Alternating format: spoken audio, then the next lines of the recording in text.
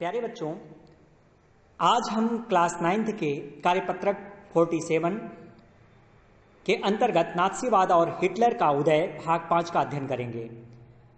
आइए देखते हैं। नात्सी विश्व दृष्टिकोण। इस दृष्टिकोण में सभी समाज बराबर नहीं थे। इस नजरिए में ब्लांड, नीली आंखों वाले, नार्डिक, जर्मन आर्य सबसे ऊपरी और यहूदी सबसे निचली पायदान पर आते थे। नात्सियों के अनुसार जो नस्ल सबसे ताकतवर है वह जिंदा रहेगी, कमजोर नस्लें खत्म हो जाएंगी। आर्य नस्ल सर्वश्रेष्ठ है, उसे अपनी शुद्धता बनाए रखनी है, ताकत हासिल करनी है और दुनिया पर वर्चस्व कायम करना है। न्यूरेमबर्ग नागरिकता अधिकार सितंबर 1935 के अनुसार जर्मन नस्ल वाले व्यक्तियों को ही जर्मन नागरिकता और अधिकार मिलेंगे। यहूदियों और जर्मनों के बीच विवाह और संबंधों पर पाबंदी लगा दी गई।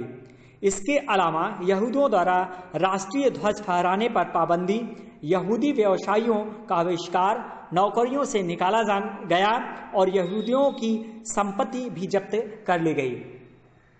प्यारे बच्चों, नात्सी युवा सोच। तो प्यारे बच्चों, हिटलर का मानना था कि एक शक्तिशाली नात्सी समाज की स्थापना के लिए बच्चों में नात्सी विचारधारा होना जरूरी है। इसके लिए बच्चों को बच्चों पर पूरा नियंत्रण आवश्यक था। अच्छे जर्मन बच्चों को नात्सी शिक्षा प्रक्रिया से गुजरना पड़ता था। यह प्रशिक्षण की एक लंबी प्रक्रिया थी।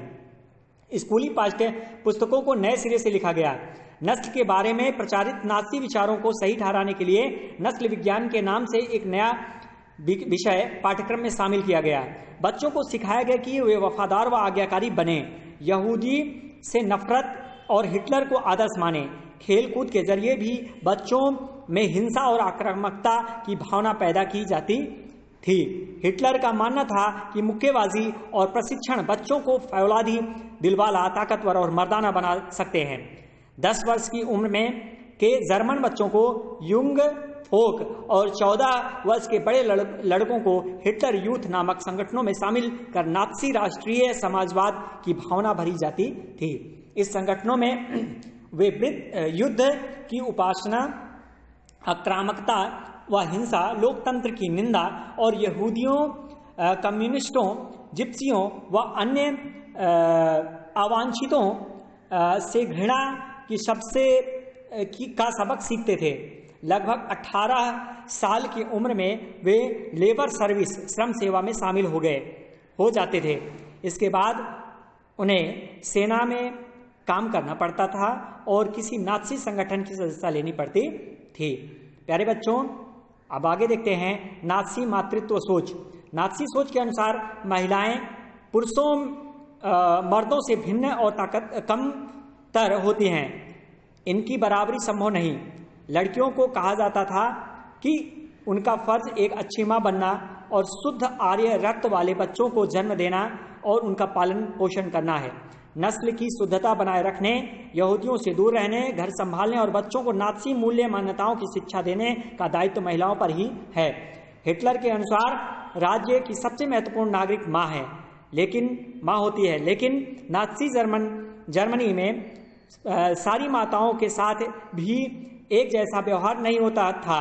जो औरतें नस्ली तौर पर अवांछित बच्चों को जन्म देती थी उन्हें दंडित किया जाता था, जबकि नस्ली तौर पर वांछित दिखने वाले बच्चों को जन्म देने वाली माताओं को इनाम दिए जाते थे।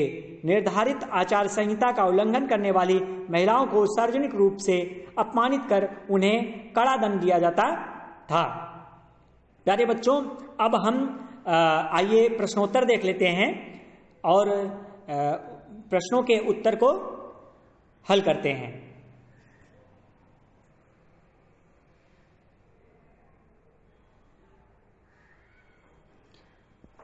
पहला प्रश्न है, हिटलर का नात्सी विश्व दृष्टिकोण क्या था? तो प्यारे बच्चों, इसका आंसर है सभी समाज बराबर नहीं थे।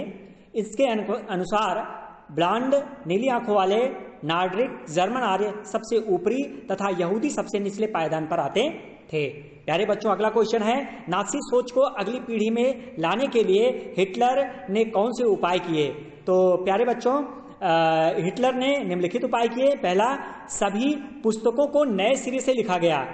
पाठ्यक्रम में नस्ल विज्ञान के नाम से एक नया विषय शामिल किया गया। और तीसरा होगा आपका 10 वर्ष की उम्र के बच्चों को युंग फोक और 14 वर्ष से बड़े लड़कों को हिटलर यूथ में शामिल किया गया।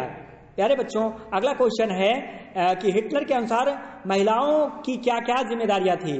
तो इसका आंसर होगा कि नस्ल की शुद्धता बनाए रखना, घर को संभालना, यहूदियों से दूर रहना और बच्चों को नात्सी मूल्य मान्यताओं की शिक्षा देना।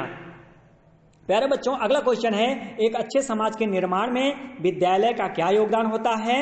तो इसका आंसर होगा कि एक अच्छे समाज के निर्माण में विद्यालय का सबसे महत्वपूर्ण योगदान होता है। बच्चे हमारे समाज का स्तंभ होते हैं। शिक्षा के द्वारा उन्हें किसी भी रूप में ढाला जा सकता है, उनमें अच्छे और आदर्शवादी विचारों का निर्माण किया जा सकता है। विद्यालय में बच्चों को महापुरुषों के बारे में पढ़ाकर अच्छे संस्कार विकसित किए जा सकते हैं। तो प्यारे बच्चों, अगला क्वेश्चन है आपका 5वां क्वेश्चन है समाज में महिलाओं का स्थान बहुत महत्वपूर्ण होता है। अपने जीवन के उदाहरणों के द्वारा इस कथन की पुष्टि कीजिए।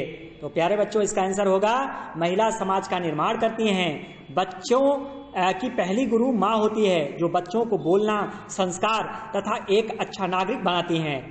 एक माँ के द्वारा ही अच्छे परिवार और समाज दोनों की नींव रखी जाती है। समाज में महिला के योगदान को कुछ शब्दों में सीमित नहीं किया जा सकता है। इस प्रकार प्यारे बच्चों, आज हमने कार्यपत्रक 47 का अध्ययन किया। धन्यवाद।